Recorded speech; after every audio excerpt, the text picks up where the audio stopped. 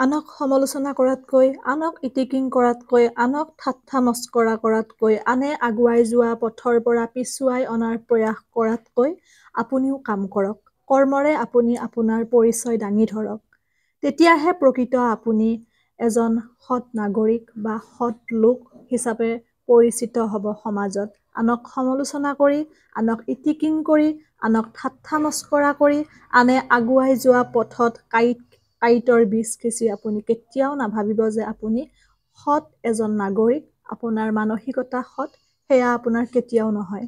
আপুনি কাম কৰক। প্ৰকৃততে কৰ্ম কৰা লোকে কেতিয়াও আনক ইটিকিং কৰিব নোৱাৰে, আনক ঠাট্টা কৰিব নোৱাৰে, আনক কেতিয়াও পিছুৱাই আনিব নোৱাৰে। কাৰণ তেওঁ কৰ্মৰ মূল্য বুজি পায়, তেওঁ কষ্টৰ মূল্য বুজি পায়, লগতে তেওঁ কৰ্মৰ প্ৰয়োজনীয়তা বুজি পায়। গতিকে কৰ্ম কৰক। কাম কৰাটো বেয়া কথা নহয়, কিন্তু কৰ্মহীন হৈ পেলাই আনক সমালোচনা কৰি পেলাই আপুনি নাভাবিব যে আপুনি সমাজত বহুত ভাল কাম এটা কৰি আছে। হয়তো আপুনি বহুত ডাঙৰ চাকৰি কৰিব পাৰে, হয়তো আপোনাৰ টকা পইচা থাকিব পাৰে, কিন্তু আপুনি এজন সৎ লোক নহয় বা আপোনাৰ মানসিকতা সৎ নহয়। সেই কথাটো পাহৰি নাযাব। মানসিকতা সৎ নহ'লে, চিন্তাধাৰা উন্নত নহ'লে কেতিয়াও সমাজ এখন উন্নতিৰ দিশত গতি কৰিব নোৱাৰে। যদিহে আমি দুখত থকা জনৰ দুখত, প্ৰকৃত নিৰ্দোষীজনৰ হকে মাত মাতিব পৰা আমাৰ কোনো ধৰণৰ সাহস নাই, বা আমি যদি নোৱাৰো, যদি আমি নিস্বাৰ্থবান হ'ব নোৱাৰো, যদিহে আমি ধনী দুখীয়া সকলোকে এক চকুৰে চাব নোৱাৰো, যদিহে আমি আনৰ সুখত সুখী হ'ব নোৱাৰো, যদিহে আমি আনৰ উন্নতিত সন্তুষ্টি পাব নোৱাৰো, যদিহে কোনোবা এজনৰ ভুল হোৱাৰ পিছত আমি ভুলটো আঙুলিয়াই পেলাই সৎ পথে আগুৱাই নিয়াৰ পৰিৱৰ্তে যদি তাক আমি সমালোচনা কৰি বিপথে পৰিচালিত কৰাত সহযোগ আগবঢ়াও, আমাৰ শিক্ষাৰ মানদণ্ড ক'ত? ভবাৰ ধৰণে ইমান সহজ নহয় এখন সুস্থ সমাজ, এখন ভাল সমাজ আমি গঢ়ি তোলাটো। যেতিয়ালৈ আমাৰ মনবোৰ কলুষিত হৈ থাকে, যেতিয়ালৈ আমাৰ চিন্তাধাৰাৰ প্ৰসাৰ নঘটে, যেতিয়ালৈ আমাৰ চিন্তাধাৰা উন্নত মানদণ্ডৰ নহয়, তেতিয়ালৈ কেতিয়াও সমাজ এখন সুস্থ বা সবল বুলি আমি ক'ব নোৱাৰো। পশ্চিমীয়া পোচাকযোৰ গাত ওলমাই, চকুত ছানগ্লাছযোৰ পিন্ধি পেলাই আমিয়ে গৌৰৱবোধ কৰোঁ, আমি আধুনিক বুলি, নহয়নে?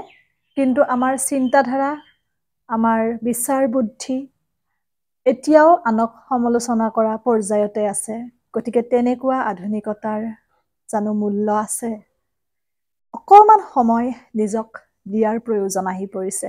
কোনোবাখিনিত ভবাৰ সময় আহি পৰিছে। তাৰ মানে এইটো নহয় যে মই ভাবিছোঁ গতিকে মই শুদ্ধ, আপুনি ভবা নাই আপুনি ভুল, সেইটো নহয়।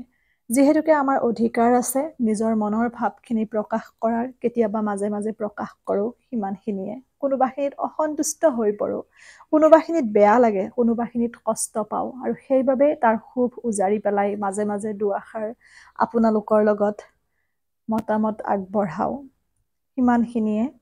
কোনোবাখিনিত যেন আমি বিচাৰ বুদ্ধি লোপ পাই গৈছে আমাৰ, আমি যেন আনে যিফালে দেখুৱাই গৈছে সিফালেই আমি গৈ আছোঁ, গতি কৰি আছোঁ। কোনোবাখিনিত নিজস্বতা বুলি যেন সকলো আমি হেৰুৱাই পেলাইছোঁ। কিয়? বহুতে মোক সোধে লগৰ, যে তুমি বৰ্তমানৰ ছোৱালী হৈ আমুক কিয় নিপিন্ধা?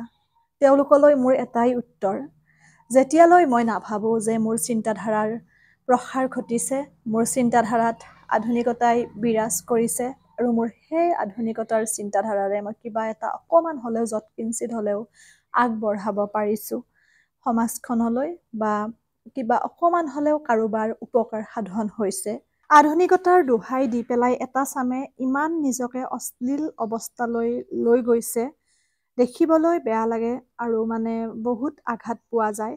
ছ'চিয়েল মিডিয়াৰ ক্ষেত্ৰতে ক'বলৈ যদি যাওঁ, যিহেতুকে সৰু ল'ৰা ছোৱালীৰ পৰা বয়সস্থজনলৈকে কাৰো ওচৰতে তেওঁলোকৰ মান সন্মান বোলা বস্তুটো একেবাৰে নোহোৱা হৈ গৈছে।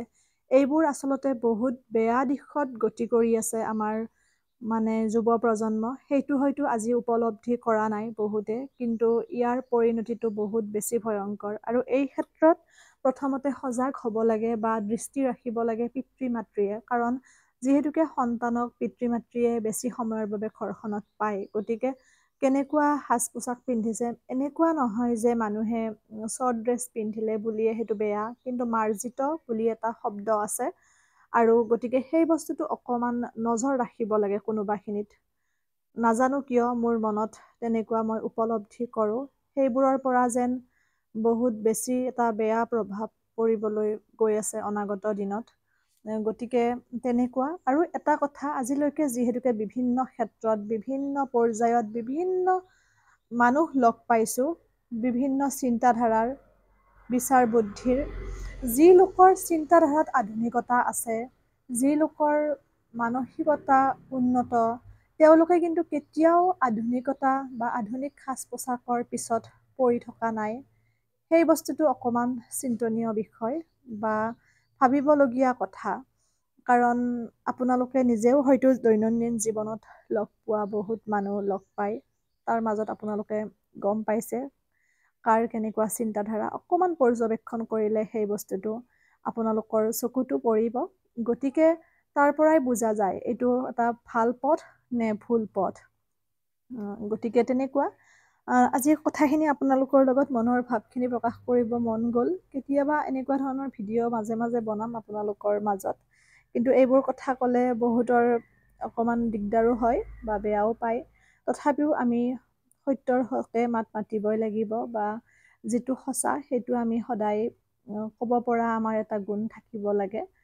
কাৰণ এজন মানুহে ঠিক কৰিব নোৱাৰে, কিন্তু তেনেকুৱা যদি 10জনে মাত মাতে নিশ্চয় অকণমান হ'লেও উপকাৰ সাধন হ'ব সেই কথাটো। আৰু আমাৰ বাবে যিহেতুকে সময় বহুত মূল্যৱান, সময় আমি অকণমানো অপচয় কৰিব নালাগে। বিশেষকৈ উঠি অহা যুৱ প্ৰজন্মই সেই বস্তুটো গুৰুত্ব আৰোপ কৰিব লাগে। এতিয়া ভিডিঅ' বনোৱাৰ ক্ষেত্ৰত ছ'চিয়েল মিডিয়াত এইটো বহুত বেছি এটা ভাল প্লেটফৰ্ম। কাৰণ এনেও আমাৰ ফেচবুক বা ইউটিউবটো খোলোতে বহুতখিনি সময় অপচয় হয়েই। গতিকে সেইখিনি যদি আমাৰ যিখিনি ক্ৰিয়েটিভিটি আছে বা যিখিনি আমাৰ প্ৰতিভা আছে, সেইখিনি যদি আমি সৎ প্ৰয়োগ কৰোঁ, সেইখিনি নিজেও চাব পাৰিম এটা সময়ত, লগতে তাৰ পৰা যদি আন এজন হ'লেও উপকৃত হয়, সেইটো বহুত বেছি ভাল কথা। গতিকে আৰু এটা কথা, সকলো মানুহৰে যে কিবা নহয় কিবা এটা প্ৰতিভা থাকিব লাগিব তেনেকুৱা নহয়। তাতো এটা কথা আছে, প্ৰত্যেকজন ব্যক্তিকে ভগৱানে এটা নহয় এটা প্ৰতিভা দিছেই। সেই বস্তুটোৰ ওপৰত বা সেই বিষয়টোৰ ওপৰতো আমি ভালকৈ যদি আলোকপাত কৰোঁ, তাৰ পৰাও নিজৰ লগতে 10জন উপকৃত হ'ব পাৰে। গতিকে সেই বস্তুখিনি সকলোৱে যদি গুৰুত্ব দিয়ে, কাৰণ আমাৰ প্ৰত্যেকৰে দায়িত্ব সমাজ এখন ভালকৈ ৰখাৰ, দেশখন সুস্থ সবল হৈ থকাৰ, বা আনে কেনেকৈ গৌৰৱ কৰিব পাৰে আমাৰ ওপৰত সেইটোৰ ক্ষেত্ৰত। কিন্তু যদি আমি নিজে নিজৰ দেশৰ সন্তান হৈ কিছুমান নকৰিবলগীয়া কৰ্ম কৰোঁ, আনে জানো আমাক নাহাঁহিব। সিমানখিনিয়ে কথা। এৰিছোঁ আজিলৈ। সকলো ভালে থাকক, সুস্থ থাকক, হাঁহি থাকিব। মাজে মাজে কেতিয়াবা এনেকুৱা ধৰণৰ ভিডিঅ' এটা দুটা আগবঢ়াম। আপোনালোকৰো মতামতবোৰ জনাব। ভিডিঅ'সমূহ ক'ৰ পৰা চাই আছে সেয়াও জনাব, ভাল লাগিব।